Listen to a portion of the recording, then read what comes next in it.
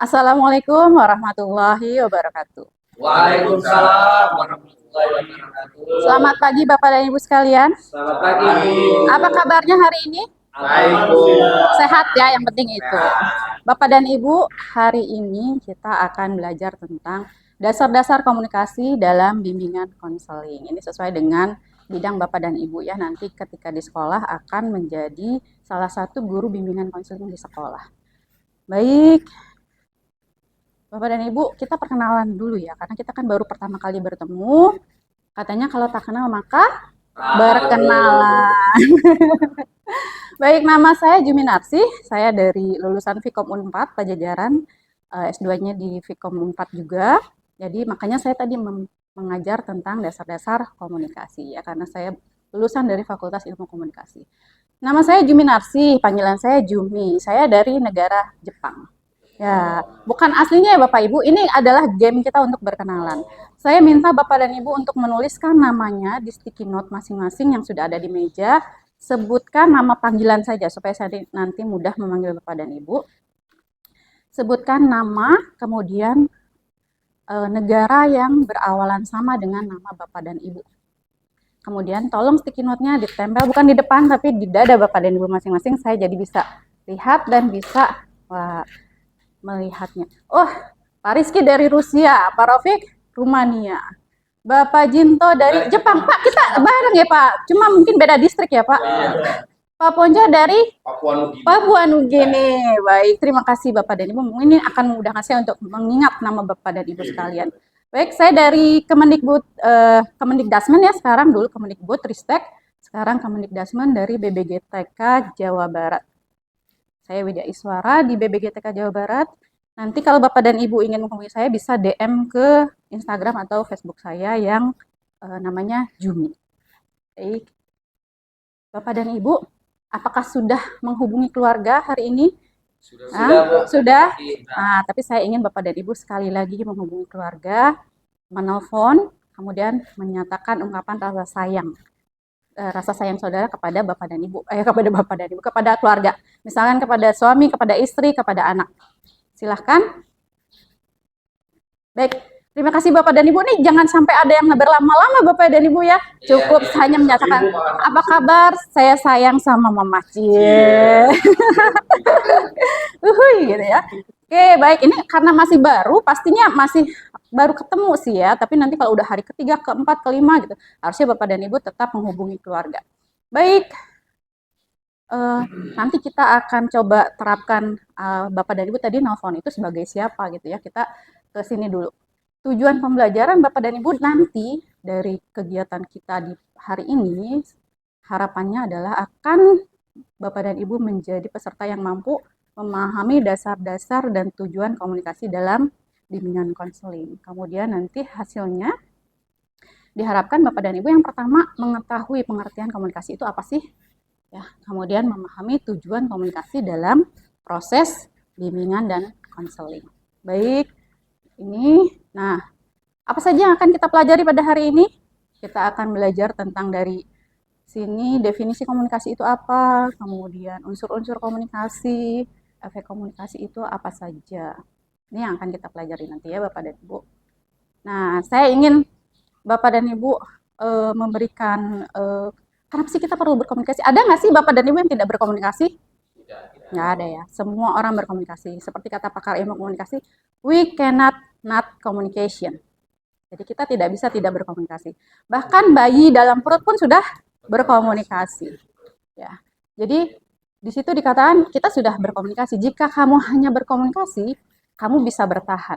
Tetapi jika kamu berkomunikasi dengan terampil, kamu dapat melakukan keajaiban. Ya banyak sekali kan, ketika dia sudah ahli komunikasi, maka banyak sekali hal-hal kebaikan, hal-hal luar biasa yang bisa dilakukan. Itu kata Jim Rohn. Jadi Bapak dan Ibu, di sini kita perlu memperbaiki, memperbagus, meningkatkan kompetensi komunikasi kita karena Bapak dan Ibu nanti menjadi konselor dalam bimbingan konseling. Nah, karena kita belajar tentang komunikasi dari dasar dulu.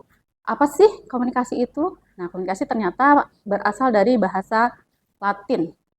Dari asal katanya itu communicare atau ada juga communicatio ya. bahasa Latin. Jadi bukan communicate ya, memang ini mirip-mirip bahasa Inggris. Communicare. Artinya apa sih communicare itu? Membuat sama atau berbagi. Nah, ini salah satu pakar ilmu komunikasi dunia.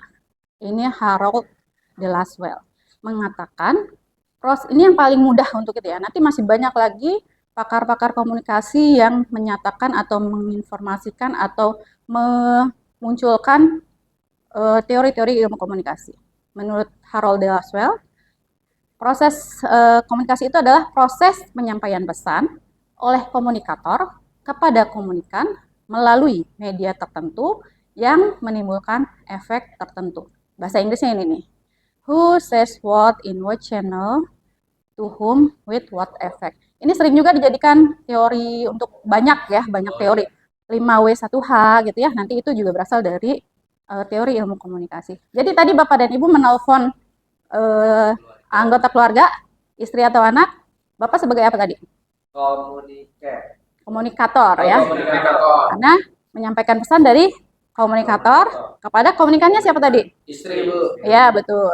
Medianya apa tadi? HP. Betul. Efeknya? Nangis. Ya, nangis. Aduh, kasihan ada yang nangis ya. Nangis pada baru sehari ya. Baik, selanjutnya ya Bapak dan Ibu, kita ke sini. Kita bedah tadi yang teorinya dari Harold de Laswell. Unsur-unsur komunikasi jadinya ya di sini. Who tadi siapa? Menyampaikan pesan apa? Says what? Ya, menyampaikan pesan apa pesannya?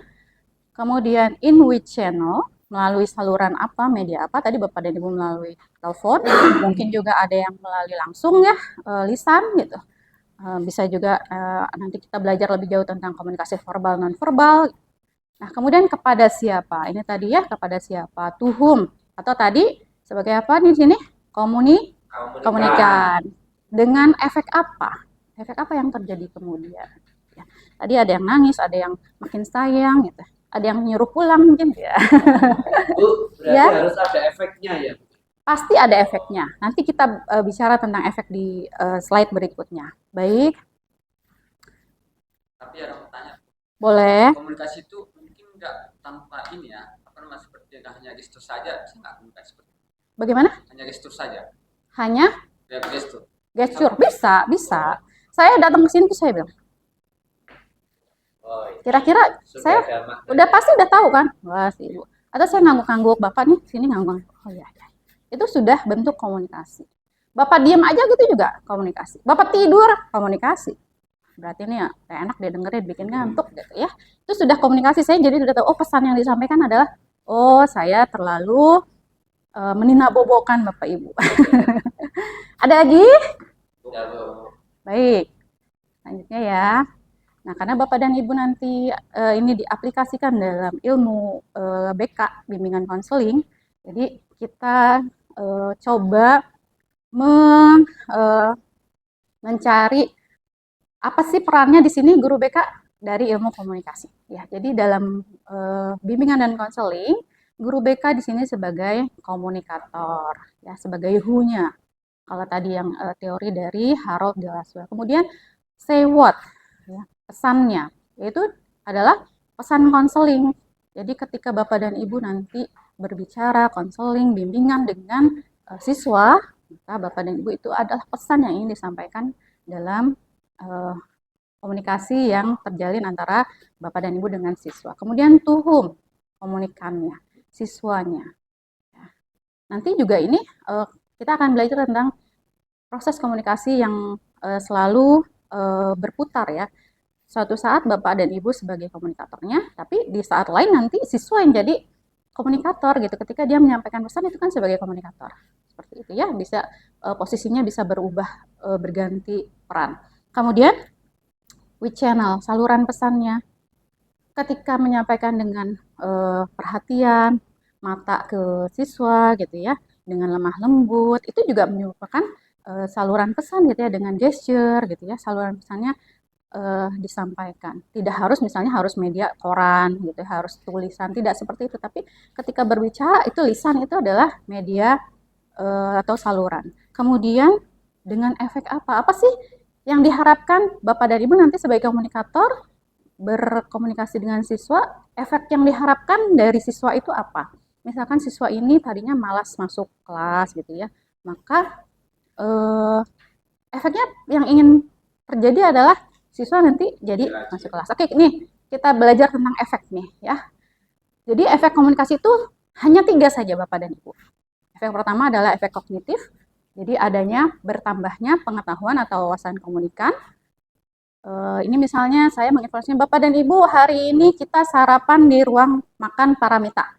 Itu pengetahuan Bapak dan Ibu, oh nama ruang makannya Paramita, kita makannya di sana. Snacknya juga nanti di sana. Itu menambah wawasan kan, menambah pengetahuan Bapak dan Ibu. Kemudian efek afektif, berubahnya sikap, perasaan, atau emosi. Contohnya itu ya, ketika tadi Bapak dan Ibu menelpon anggota keluarga, mungkin selama ini ada yang belum pernah mengungkapkan sayang gitu ya, ketika dia, ternyata gitu. Jadi perasaan tambah sayang tadi ya. Jadi kangen tadi suruh pulang gitu. Itu karena yang menyangkut emosi, perasaan itu namanya efek afektif. Baik. Nah, yang terakhir ini yang paling tinggi dari efek, yaitu efek konatif atau efek psikomotorik. Jadi sampai kepada tindakan atau perilaku. Tadi misalnya saya kasih contoh siswa yang malas ke sekolah.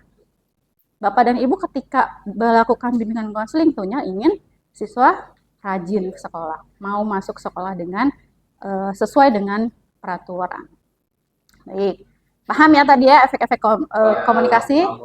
Nah, sekarang kita akan melakukan diskusi kelompok, dibagi 3 kelompok, silakan dengan topiknya tadi 3 saja. Efek komunikasi di BK dari studi kasus yang sudah ada di meja Bapak dan Ibu, saya sudah simpan di sana, silahkan. Kemudian nanti dituliskan di kertas plano hasilnya, efek dari hasil diskusi, efeknya apa saja yang muncul.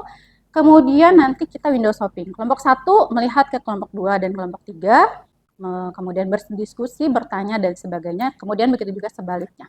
Silakan. Terima kasih Bapak dan Ibu. Wah, hasilnya bagus-bagus sekali. Dari studi kasus yang diberikan ternyata beraneka ragam efek yang bisa Bapak dan Ibu sampaikan, diskusikan, dan luar biasa. Terima kasih atas kerjasamanya, kerja kelompoknya, kerja kerasnya, dan kerja cerdasnya. Maka Bapak dan Ibu, kita sekarang tidak ada pertanyaan yang tidak terjawab ya. Semoga semuanya terjawab. Baik, terima kasih.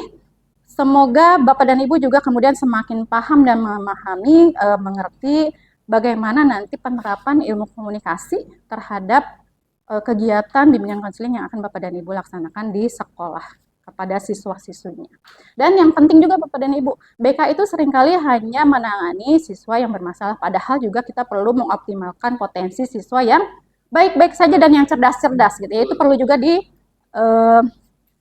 oleh guru BK. Ya. Baik, tadi apa saja yang kita pelajari hari ini? Definisi Bu. Ya, definisi komunikasi. Apa sih komunikasi itu Bapak dan Ibu?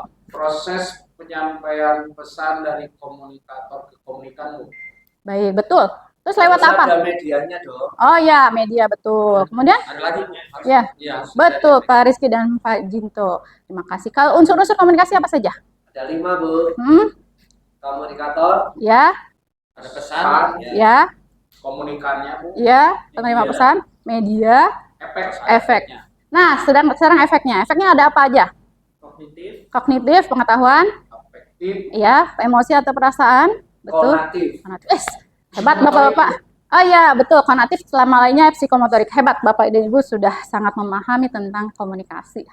Sekarang kita evaluasi melalui Wayground. Di situ ada 15 pertanyaan pilihan ganda. Bapak dan Ibu silahkan di-scan barcode atau bisa juga joinmyquiz.com dengan kode itu, dan Bapak dan Ibu nanti menyelesaikan. Baik, terima kasih Bapak dan Ibu. Ini ternyata hasilnya bagus-bagus semua. Ini kayaknya nih yang salah jawab nih salah pencet ya. Salah pencet kayak buru-buru nih. Baik, tapi saya yakin sebenarnya semuanya sudah paham tadi ya. Bapak dan Ibu, karena tadi kita sudah belajar tentang ilmu komunikasi, silahkan nanti tugasnya sudah ada di bawah tadi yang studi kasus, nanti dikirimkan lewat Google Drive ke sini, dan kita Waduh, Bapak dan Ibu, tadi kita lupa berdoa ya. Nggak apa-apa, kita berdoa di akhir saja. Oke. Bapak dan Ibu, kita berdoa semoga tadi yang sudah kita lakukan pada hari ini akan bermanfaat buat kita semuanya, bermanfaat buat ilmu pendidikan, buat dunia pendidikan, dan khususnya juga kita juga akan mendapatkan amal jariah ya, Bapak dan Ibu, mendapatkan pahala yang terus berkelanjutan. Kita tutup dengan doa. Selesai, Bapak dan Ibu, terima kasih. Sampai bertemu kembali, nanti kita akan melanjutkan dengan tujuan komunikasi dalam bimbingan konseling. Sampai ketemu lagi. Assalamualaikum warahmatullahi wabarakatuh. Waalaikumsalam.